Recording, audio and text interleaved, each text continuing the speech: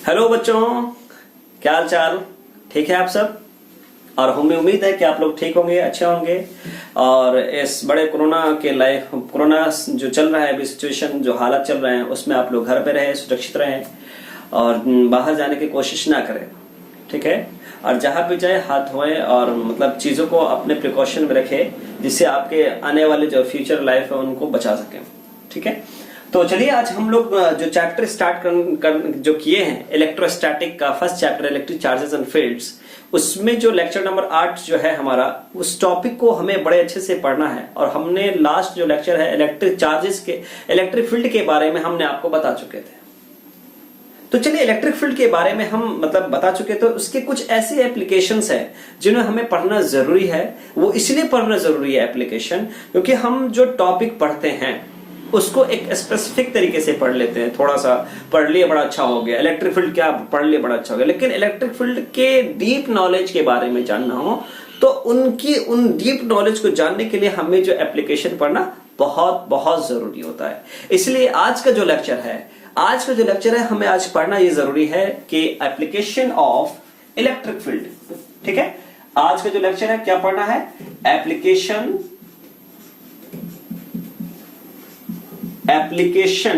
Of electric fields, यानी electric field के application के बारे में पढ़ेंगे। यानी एप्लीकेशन क्या कहता है कि एप्लीकेशन का मतलब ये होता है कि उनके बारे में जानना और उनके बारे में और अच्छे से जानना। तो हमें किन के बारे में अच्छे से जानना है? इलेक्ट्रिक फील्ड के बारे में अच्छे से जानना है। चलिए अब बात करते हैं हम लोग। सबसे पहला एप्लीकेशन है आज का जो टॉपिक होगा, उसका एप्लीकेशन का नाम है इलेक्ट्रिक फील्ड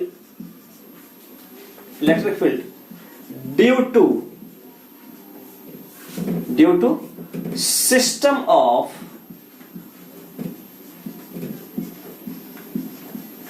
चार्जेस। यानी आज का जो टॉपिक है हम लोग पढ़ेंगे electric field due to system of charges के बारे में।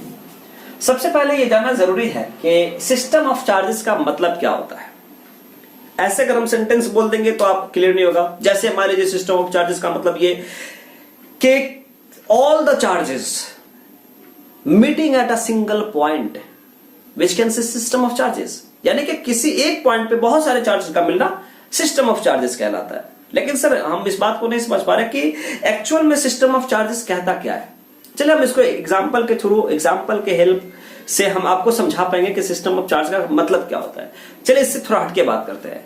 जैसे मान लीजिए एक हॉस्पिटल है, ठीक है?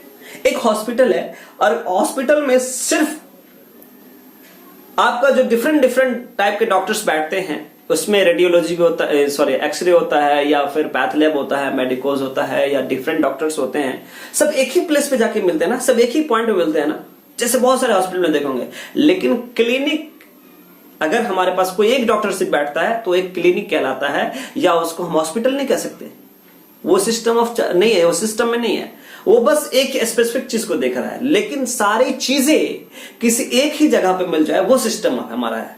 तो जैसे हॉस्पिटल में अलग अलग डॉक्टर हमको एक ही टाइम में मिल पाते हैं, सारी चीजें हमें जो करवाना होता है ट्रीटमेंट, वो भी एक ही जगह पे मिल पाते हैं, तो हम उसको कहते हैं सिस्टम है। उसी तरीके से अगर हमारे पास क्या है, कोचिंग और स्कूल के बारे में बात करते हैं, तो जो कोचिंग जो सिंगल इंडिविजुअल टीचर को इंडिविजुअल सब्जेक्ट पढ़ा रहा है, तो वो सिस्टम नहीं है। लेकिन स्कूल्स जो है सारे सब्जेक्ट की पढ़ाई किसी एक ही जगह पे हो रहा है, वो आपका क्या है? सिस्टम में है। तो मतलब ये कि सिस्टम का मतलब क्या हुआ कि सारे चीजें किसी एक पॉइंट पे जाके मिले, किसी एक जगह पे जाके मिले, वो हमारा सिस्टम ऑफ चार्जेस है, सिस्टम है। उसी तरीके से सिस्टम ऑफ चार्जेस का मतलब क्या कि अलग अलग जो चार्जेस है, यानी कि Q1 है, आपका जो है Q2 है, Q3 है, या आपके पास डिफरेंट चार्जेस है, या Qn, ये अलग अलग चार्जेस है। किसी एक पॉइंट पे जाके वेरिएंट करता है, किसी एक पॉइंट जाके मीट करता है, मिलता है, तब हम कह देंगे कि ये हमारे पास एक पॉइंट आपने ले लिया, इस पॉइंट से जाकर मिला, तो आप कह सकते हैं कि ये हमारा जो है, ये आपका जो डायग्राम है सिस्टम ऑफ चार्जेस का है कि नहीं? अब जैसे यहां पे देखिए कि Q1 P से मिल रहा है, Q2 P से मिल रहा है, Q3 भी P से मिल रहा है, और नंबर ऑफ चार्जेस भी P से मिल रहा है। जितने भी चार्जेस सब किसी एक ही पॉइंट पे मीट कर, यानी all the charges meeting at a point which can say system of charges.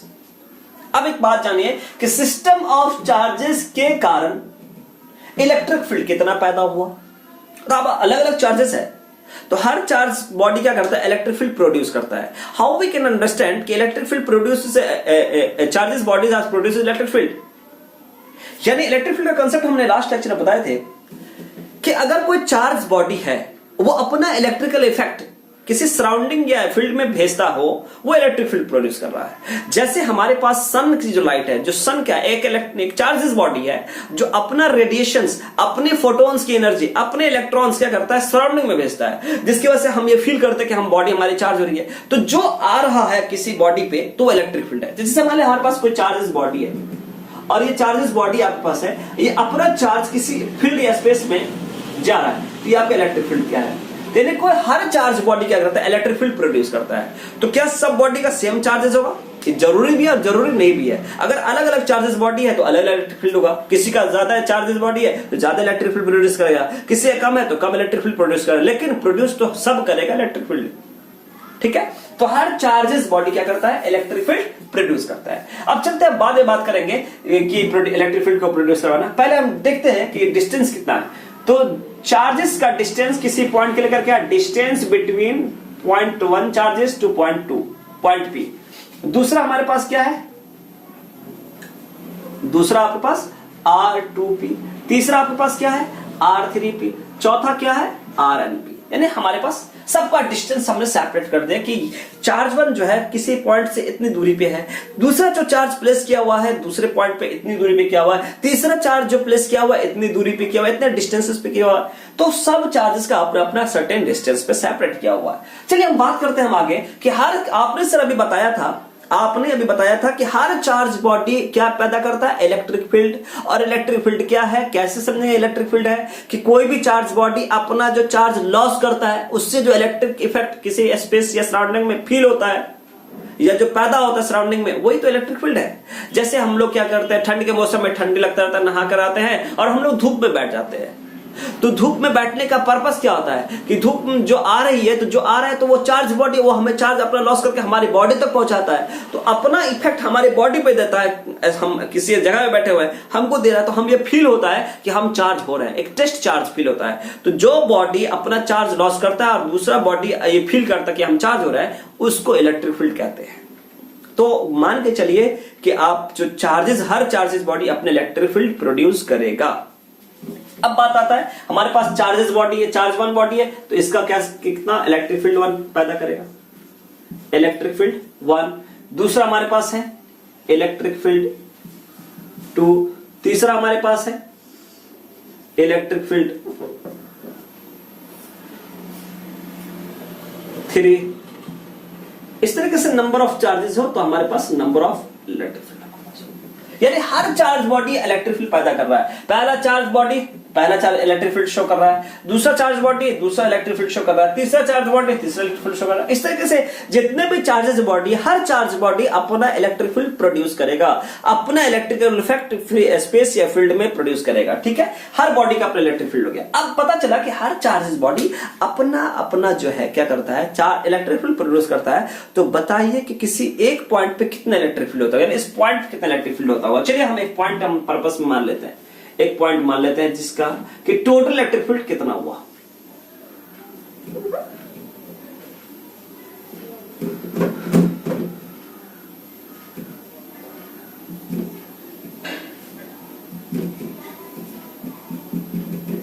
आपका ये यहां पे इस पॉइंट पे हमारे पास जो है इलेक्ट्रिक फील्ड मालूम करना है, कितना इलेक्ट्रिक फील्ड हुआ। चलिए बात करते हैं आगे। तो सबसे पहले इसका लैंग्वेज समझेंगे। तो लैंग्वेज ये हमारे कहता है कि हमारे पास कि सपोज या let us consider, suppose a system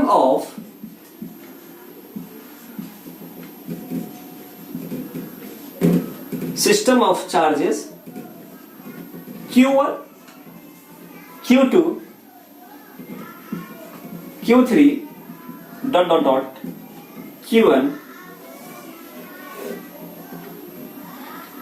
are in vacuum, are in vacuum.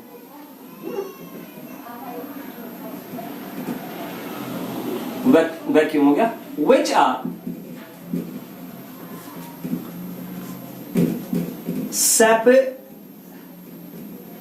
separated at a certain distance, R1P, R2P, R3P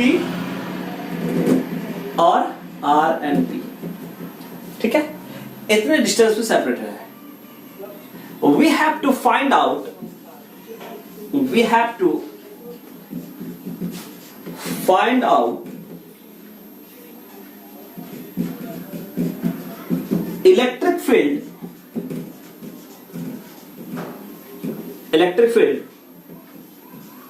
of a system of charges. ठीक, सिस्टम ऑफ चार्जेस का इलेक्ट्रिक फील्ड मालूम करना. चलिए, आपने सबसे पहले आप ये लिख लीजिए, फिर हम आगे बढ़ते हैं, है ना.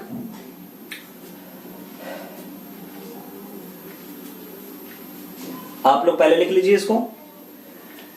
तो इलेक्ट्रिक फील्ड हमें सिस्टम ऑफ चार्जेस का मालूम करना है. तो बड़े अच्छे से हमने डायग्राम समझे, फिर सर इसका लैंग्वेज हमने समझ लिया कि कह रहा है कि सपोज किसी सिस्टम ऑफ चार्ज का कोई सिस्टम है, उसका चार्जेस क्या है, Q1, Q2, Q3, Q1 है, जो हमारे पास क्या वैक्यूम में सेपरेटेड है, जिसका सर्टेन डिस्टेंस क्या है हमारे पास R1P, R2P, R3P और RNP है. तो हमें क्या करना है, we have to find out the electric field of a system of charge. हमें मालूम ही करना है कि किसी सिस्टम ऑफ चार्ज का इलेक्ट्रिक फील्ड कितना हुआ है, पूरे सिस्टम यानी पूरे चार्ज का इलेक्ट्रिक फील्ड कितना हुआ. ठीक है, चलिए अब इसको मिटाते हैं हम. ठीक है, आप लोग लिख लीजिएगा.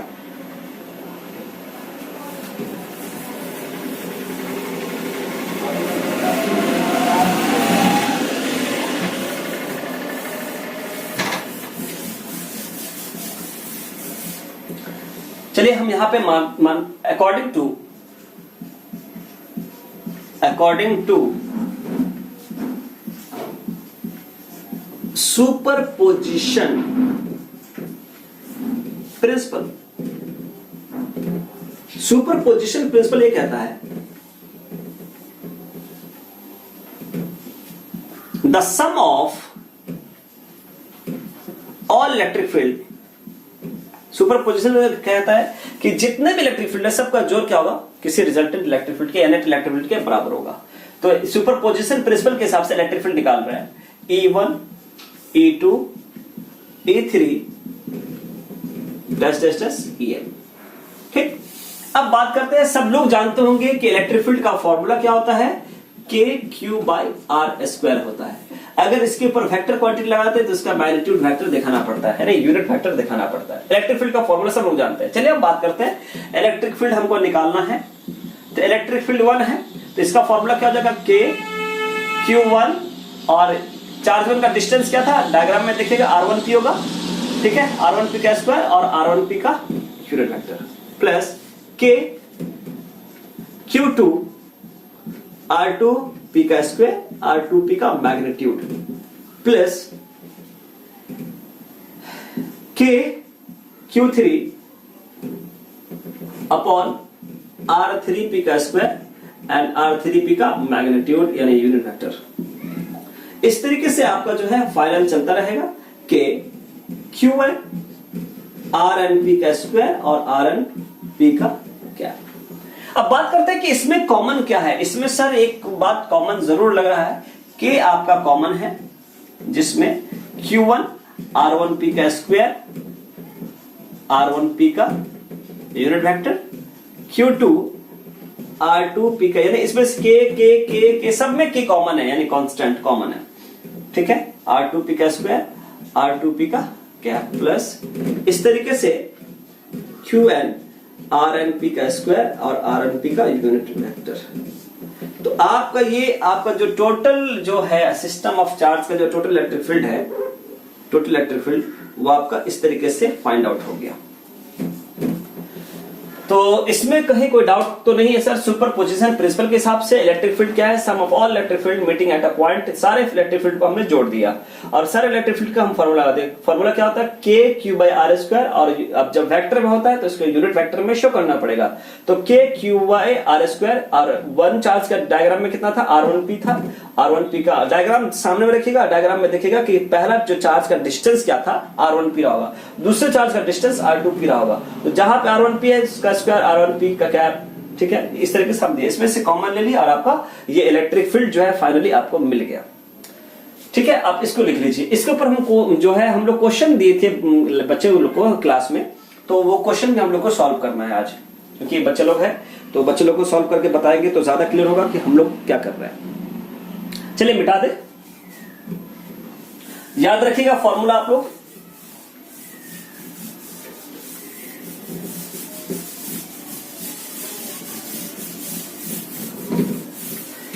चलिए बात करते हैं कि न्यूमेरिकल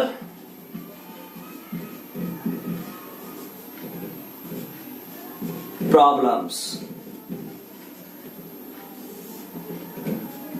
टॉपिक है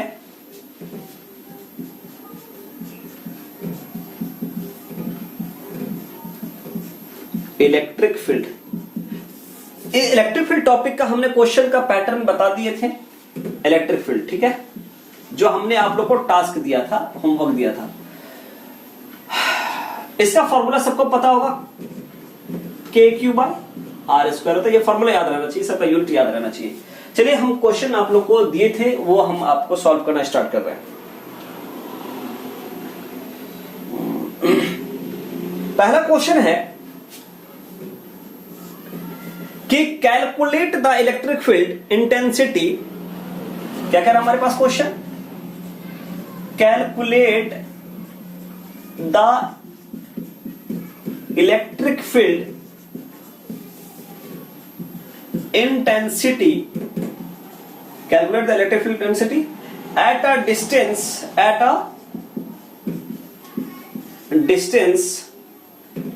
5 meter from a point charge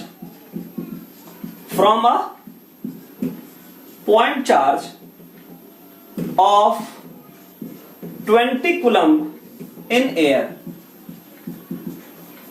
ठीक है, सवाल ये कह रहा है हमारे पास कि कह रहा है हमारे पास कैलकुलेट करें, यानी कि मालूम करें इलेक्ट्रिक फील्ड इंटेंसिटी। क्या मालूम करें आप, यानी कि इलेक्ट्रिक फील्ड इंटेंसिटी मालूम करें, यानी आपको ये मालूम करना है, इलेक्ट्रिक फील्ड इंटेंसिटी मालूम करना है। कैलकुलेट का मतलब फाइंड आउट करें, डिटरमाइन करें, ठीक है, निकाले।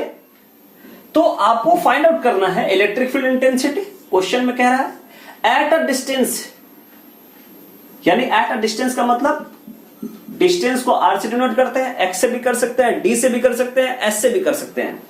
तो आपका कह रहा है कि हमारे पास calculate electric field at a distance 5 metre, ठीक है, फ्रॉम अ पॉइंट चार्जेस, यानी कि कोई चार्ज बॉडी है, 20 कूलम कोई चार्ज बॉडी है, यहां से इस चार्ज से आप जो है 5 मीटर की दूरी पर, यानी कि यहां इस बॉडी से 5 मीटर की दूरी पे यहां पे इलेक्ट्रिक फील्ड क्या होगा ये मालूम करना है। ठीक है, तो हमारे पास जो है 20 कूलम लिख दिया। कूलम किसका यूनिट है, चार्ज का।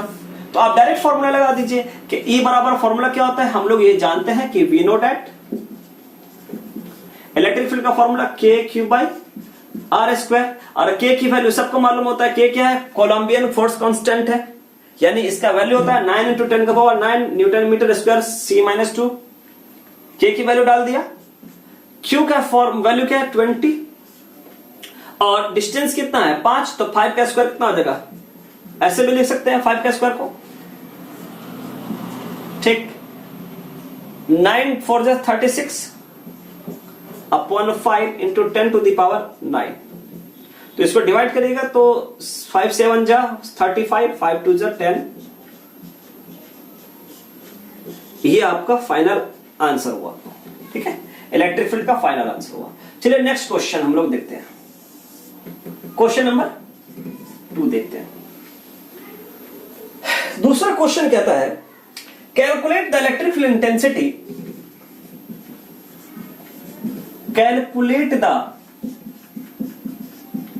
Electric field intensity at a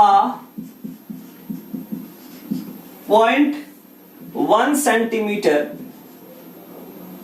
from point charges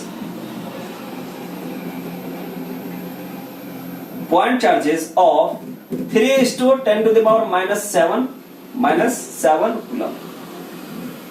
सवाल में फिर क्या कह रहा है, सवाल हमें देखना यह है कि क्वेश्चन ये कह रहा है हमारे पास कि calculate the electric field intensity, यानी इलेक्ट्रिक फील्ड आपको मालूम करना है। इलेक्ट्रिक फील्ड कैलकुलेट का मतलब फाइंड आउट करें, इलेक्ट्रिक फील्ड इंटेंसिटी मतलब क्या, इलेक्ट्रिक फील्ड इंटेंसिटी मालूम करें। सवाल में ये कह रहा है एट अ पॉइंट 1 सेंटीमीटर, यानी कि 1 सेंटीमीटर की दूरी पर। तो नॉर्मल सी बात है, 1 सेंटीमीटर को हम क्या लिख सकते हैं, 10 to the power -2 मीटर भी लिख सकते हैं। कैसे लिखेंगे ये आप छोटे क्लास में पढ़े होंगे, 6 क्लास 5 क्लास में 2 क्लास में हो सकता है पढ़े होंगे। ये मीटर क्या है, डिस्टेंस की बात कर रहा है। ये m क्या है, मीटर है। मीटर किसको डिनोट करता है, डिस्टेंस को डिनोट करता है, ठीक है। और कह रहा है कि 1 सेंटीमीटर की दूरी पे अगर कोई बॉडी अगर इतना चार्ज है, कोई बॉडी इतना चार्ज है, तो बताइए कि 1 सेंटीमीटर की दूरी पर कितना इलेक्ट्रिक फील्ड देगा, ये मालूम करना है। यानी चार्ज की वैल्यू दे रखा 3 × 10 to the power -7 कूलम। फिर वही फॉर्मूला कि हम लोग जानते हैं वी नो दैट KQ/R²। तो इलेक्ट्रिक फील्ड का value 9 × 10 to the power 9 into charge की वैल्यू कितना है 3:10 to the power -7 कूलम। और डिस्टेंस कितना दे रखा, R कितना दे रखा आपको 10 का पावर -2, और 10 का पावर -2 का स्क्वायर कितना हो जाएगा -4। चलिए बात करते हैं हम लोग। यहां पर आप जो है 9 3 27 और 10 का पावर 9 -7 -2 -4 ऊपर जाएगा तो क्या हो जाएगा +4। तो इसके हिसाब से आपको निकल रहा है 27 × 10 to the power 6। अगर इसका अब जान देख लीजिए थोड़ा सा, यहां पे 27 एक स्टैंडर्ड फॉर्म में नहीं है। अगर इसको स्टैंडर्ड फॉर्म में आपको लिखना है तो एक डेसिमल इसका अगर कम करते हैं, एक डेसिमल इसका कम करते हैं, यानी 2.7 करते हैं, 27 से 2.7 करते हैं, यानी एक डेसिमल कम किए तो इसका एक डेसिमल क्या हो जाएगा, बढ़ जाएगा। ठीक है, तो इसमें किसी बच्चे को कोई डाउट है तो आप कमेंट बॉक्स में कमेंट करें, यहां पे डाउट है। हम नेक्स्ट लेक्चर में आपको कमेंट बॉक्स के हिसाब से हम आपको बताएंगे कहां पे प्रॉब्लम्स है, उसको सॉल्व कर देंगे। ठीक है, लेकिन आप जो है सब्सक्राइब